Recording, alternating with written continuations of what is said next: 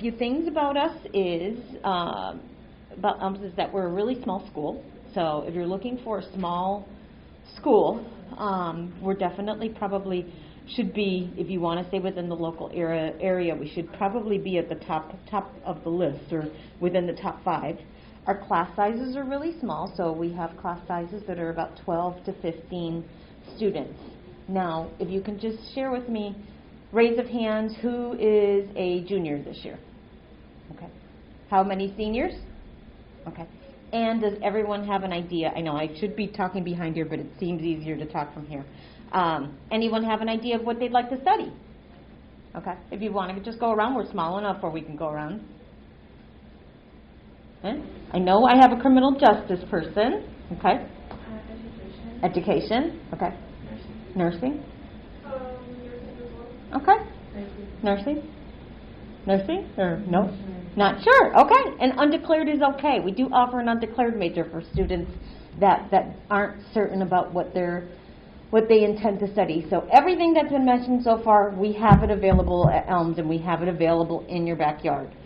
Very lucky that we live in the area that we live in, because you have access to so many great schools in your backyard. Living close, going to a local school is not only great for the community, but also in most cases, if you can commute, although you can live on campus because we do have residence halls, but being able to commute in the end is going to save you a lot of money when it comes to your education. And I like to view the college education as an investment into your future. A little bit about us, and if you are looking through the view book, it talks about the different programs that we offer. One thing to keep in mind is that every student that comes to Elms, every single student will receive a merit scholarship. So what does that mean? So scholarship, if you hear the word scholarship and grant, as I'm sure Ms. Regali has told you, keep in mind that that's money that you don't have to pay back. So you always want to keep that at the forefront. So every student will receive a merit scholarship based on overall academic performance. In addition to that, Elms does offer Holyoke High School students an additional incentive, which is an additional $2,000 scholarship called the Urban Grant. There are other scholarships in addition that we're kind of working on and finalizing now, but those last year we tied them into specific majors and also tied it into completing an early FAFSA. So there's additional money that way to be able to afford college. As far as schools go, we no longer require any test scores. So that goes for any program including nursing, because in previous years we still required test scores for nursing, but we don't require that. So we like to think that we see our students as something more than just the number represented by the test scores. So when you're completing your applications, just keep in mind we accept the Common App and we also have the Elms app. You're probably working on Common App, and I really, really encourage students to apply to many different schools, as many schools as you can, as based on interest, based on meeting your requirements in the program that you're looking for, and also based on size. You'll figure out the financial piece afterwards. That's a little bit later in the game. But apply to as many schools as you can. If you're someone that probably wants to just stay within the area and you're applying to a couple local schools, we have an Elms application. That can be completed within 5-10 minutes. It's something that's pretty quick to submit. What we require would be your official high school transcript for all programs, with the exception of nursing, the letters of recommendation and your personal statement. Those are optional, so we don't require those unless it's for nursing. What do we look at for grades? Grades, are important. So I would remind you, especially if you're a junior, make sure that you get those grades up. If you're a senior, continue doing well and really striving for the best. Finish off your senior year as best you can, because I know that we know the last year and a half, 2 years has been rough.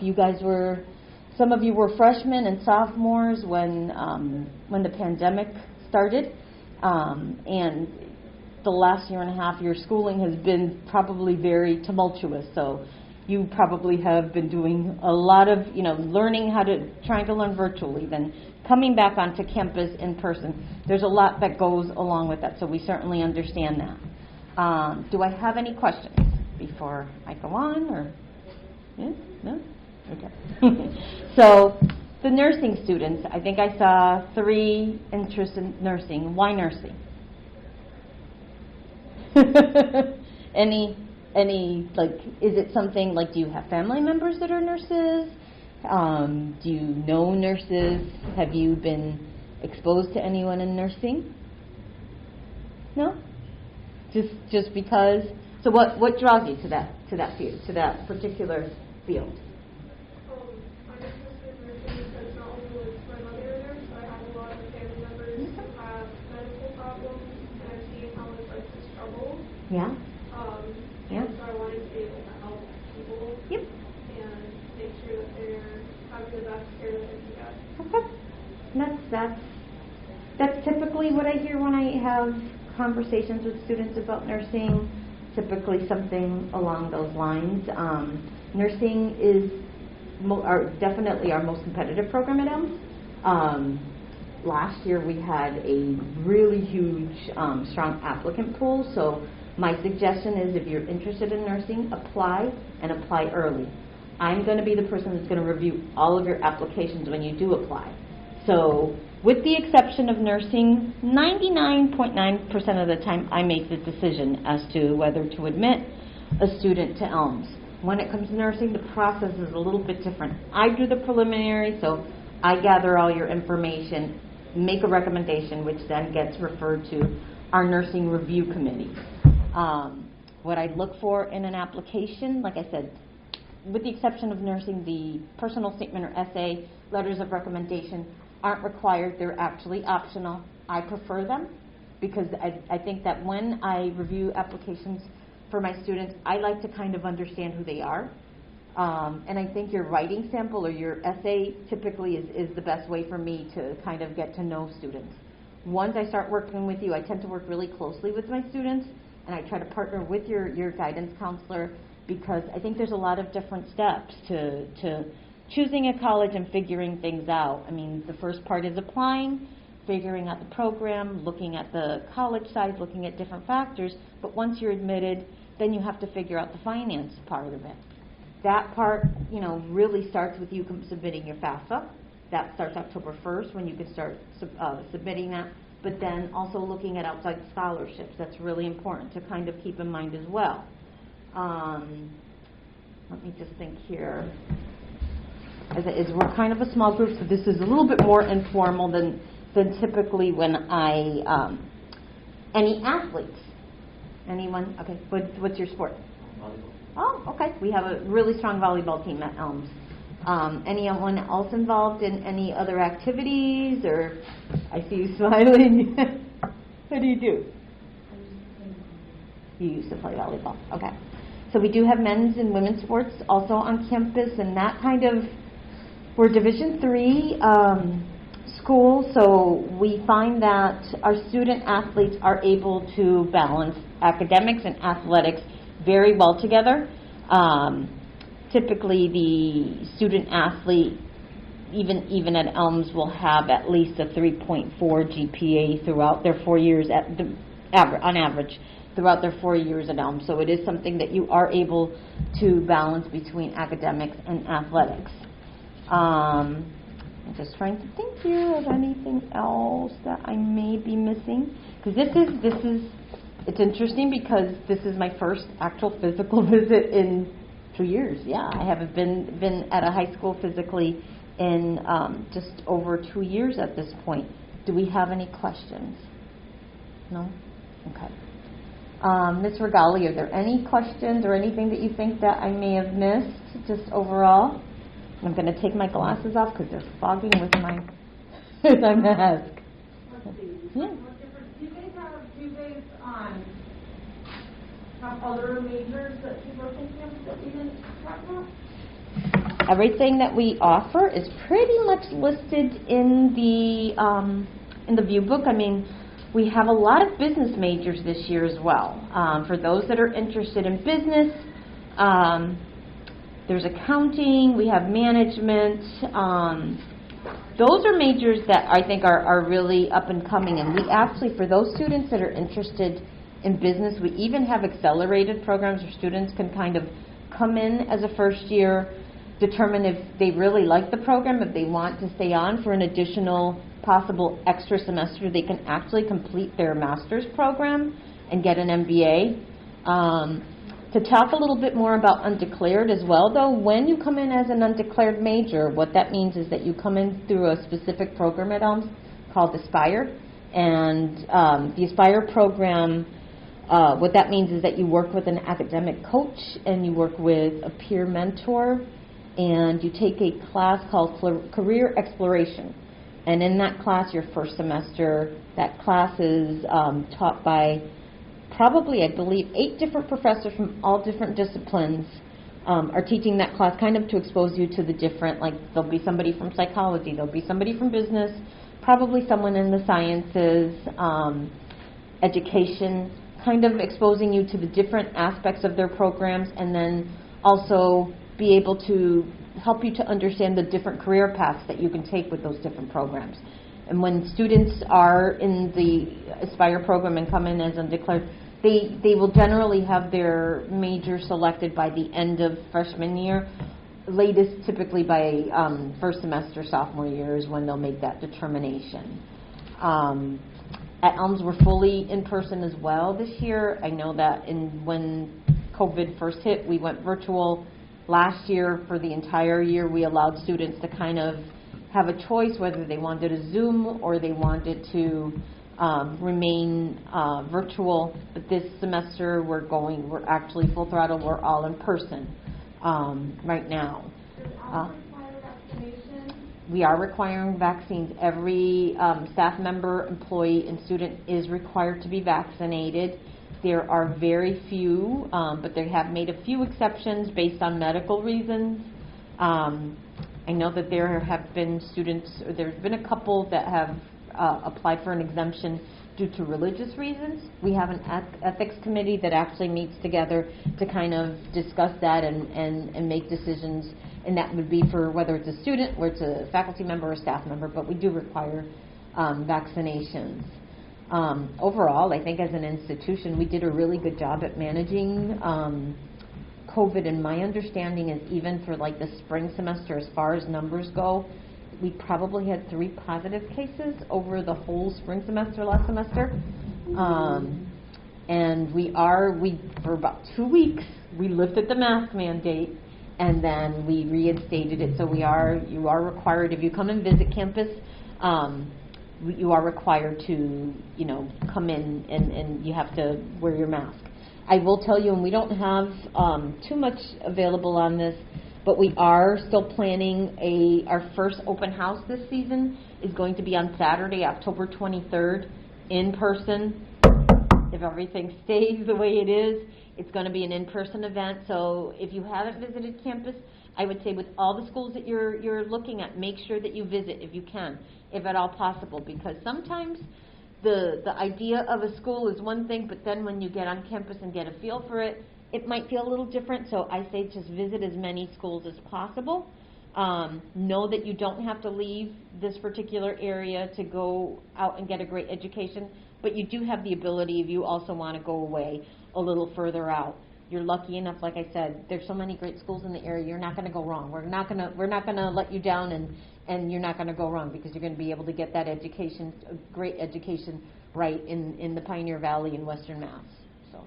Just so you guys know, that vaccination piece is pretty common now. Mm-hmm. I would say most colleges, I know all the Massachusetts public colleges are requiring vaccination of all students. Obviously, there are exceptions for medical and perhaps some other reasons.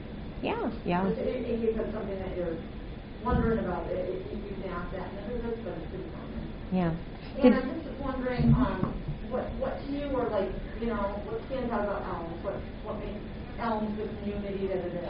I think it's really, we're very mission driven, and we're really driven by the core values of the school, which are faith, community, justice, and excellence.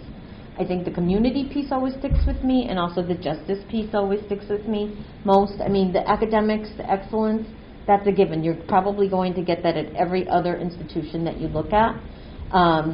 Besides the faith piece, which is an obvious one as well, we're a Catholic college, so I like to say that we are a faith-based school only because we are inclusive of any and all religions. There's a chapel right on campus. There's a prayer room on campus. So those are different pieces, but I think the community and the justice at the founders of Elms College, the Sisters of St. Joseph, they founded the school in 1928, and really that particular order of nuns is unique amongst many nuns because they are, in my view, they are very much into social justice, and they're social justice warriors. So what we do as a community, I think, even though we're as small as we are, we are able to do a lot of powerful work. One of the ways that we've had, and unfortunately COVID kind of stunted that a little bit, we do a lot of mission work at Elms. In the last few years, in particular, students have gone to the U.S.-Mexico border. That's been one where many of them go to, and they've been able to kind of work with migrant families to really disprove maybe what the media is portraying that's actually going out on there. We do a lot of work within the community. We work with the Holyoke Homework House. There's a program called the Dorothy Day Program, and in that program, students, first-year students will, if you're living on campus, you move in a week early. If you're not living on campus, you will live on campus for that week, and there's a community service project that's assigned during that week. We work really closely with the Gray House, but it's not just local, but we also work domestically, and we have worked internationally. We've formed a partnership with a community in Nicaragua. I was supposed to go last year to chaperone that trip, where we helped them with building of their school, and this year we were supposed to help them with their getting access to clean drinking water, things like that. As far as what makes us a close-knit community, size obviously, contributes towards that, but I think that every staff member, every faculty member, and students eventually also kind of tie into those 4 core values. You would be hard-pressed being at Elms, and our admission office is pretty small, so we are pretty collaborative. We all get to know each other's students, and, if you're at a larger school, it may not necessarily happen this way, but at Elms, you're going to be walking through, like, Berkman's Hall, which is the main building on campus, or in the dining hall. Our president, Dr. Dumaine, he knows the students. Like, he actually knows them by name. We know each other by name. You're not a number, and you're an actual individual. For me specifically, I work really closely with, just because that's in my personality. There's students that I worked with 2-3 years ago, like one today that's going to stop in because she needed a sounding board. So we have a really open door policy in the fact that we try to support each other and support our students as best we can. If that answers your question.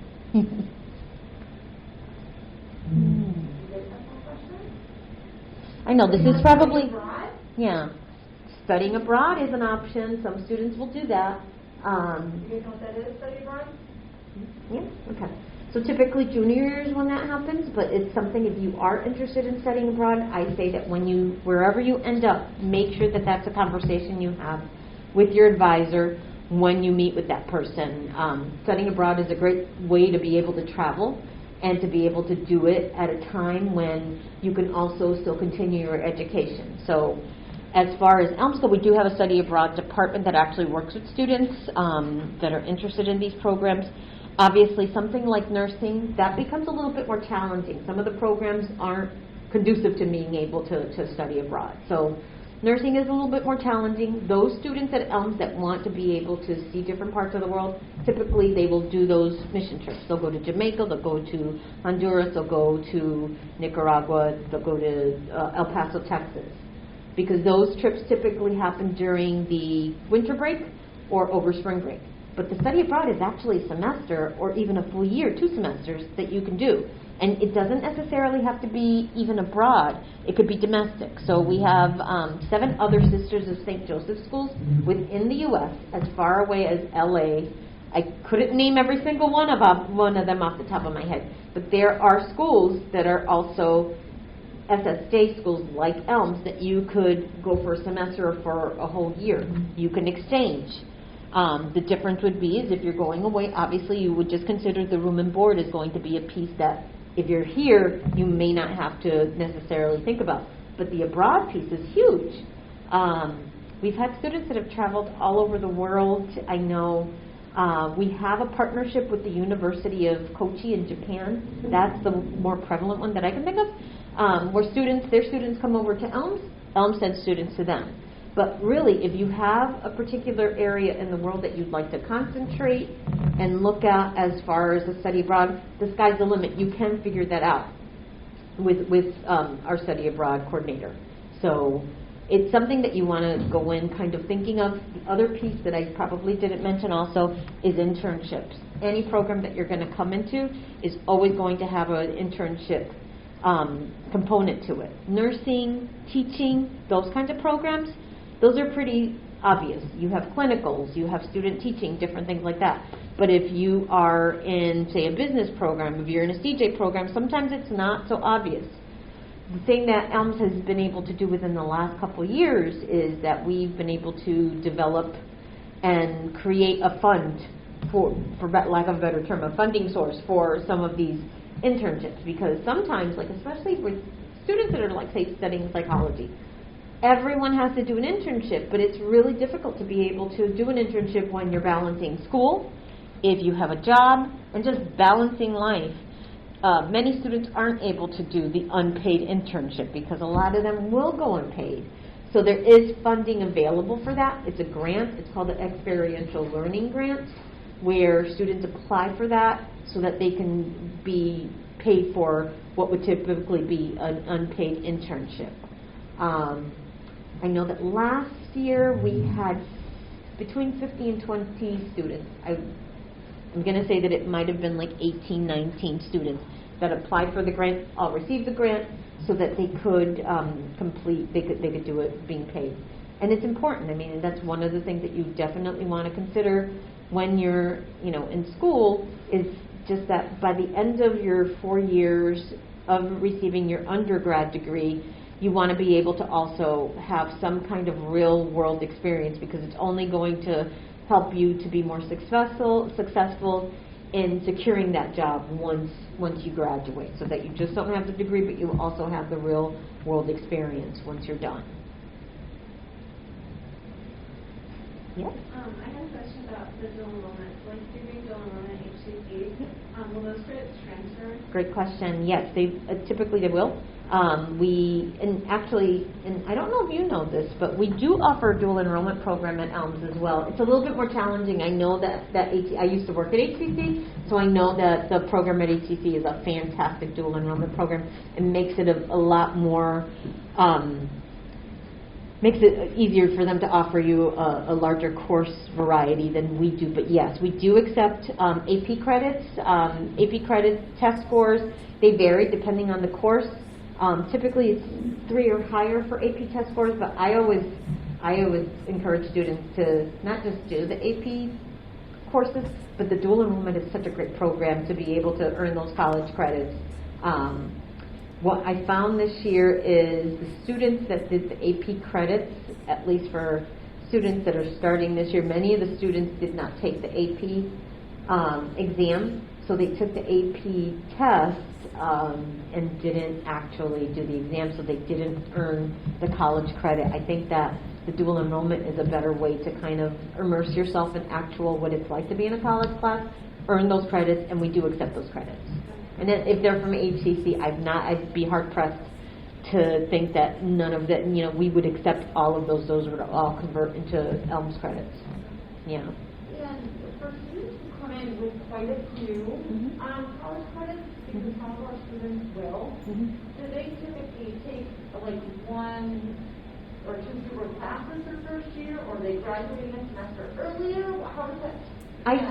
I've seen it happen rarely, at least at Elms, how many students that come in with a ton of college credits, but I have seen that they've had for first year, they've had a much lighter course load because they've taken some of the classes. If you've taken your English If you've taken like your psychology, sociology, those are core courses that most programs are going to require you to take. You won't take those your first semester.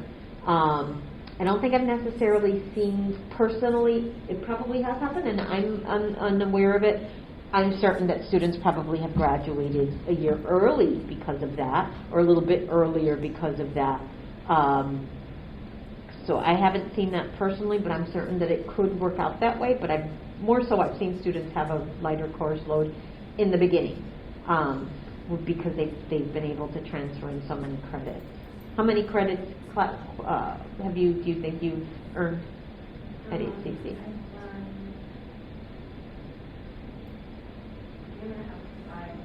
Nice.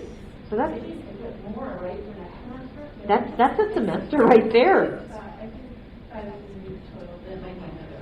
Okay. And we're going to have more and more students who will have a college semester. Yep. And so when you guys are, if you're early college and you're thinking about that, like, I know some people think early college, right, save money. Mm-hmm. Well, the only way you save money is if you continue with a full course load and then try and shave a semester off. Which Yep. for some majors probably isn't allowed, because like nurses have to do the full program. Yep. Okay?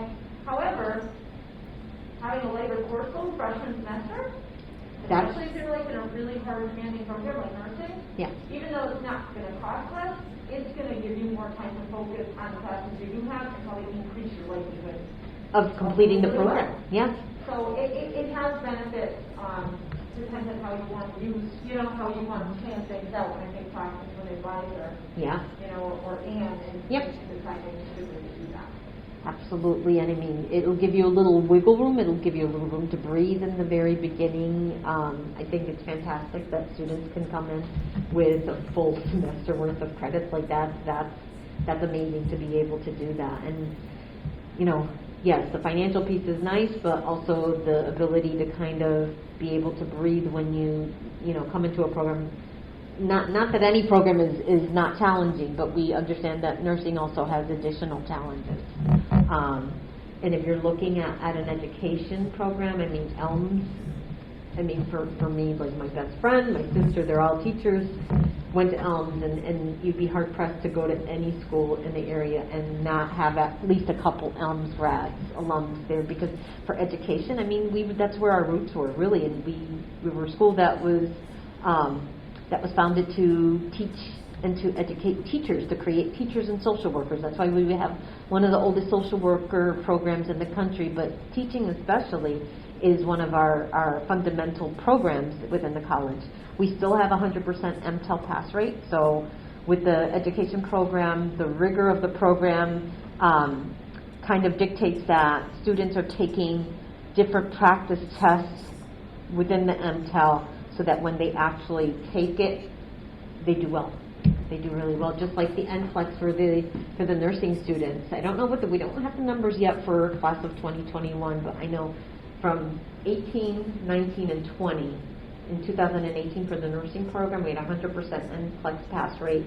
19 and 20, we had a 97% pass rate for those exams. But the MTEL for teachers, 100%, and it always has been, and it continues that way. I'm not that old as well. Mrs. McKenna is an Elms. Yeah. That's okay. Yeah. Okay. So yeah, you'd be hard pressed to visit anywhere and not come in contact with an Elms grad. Mrs. Elms.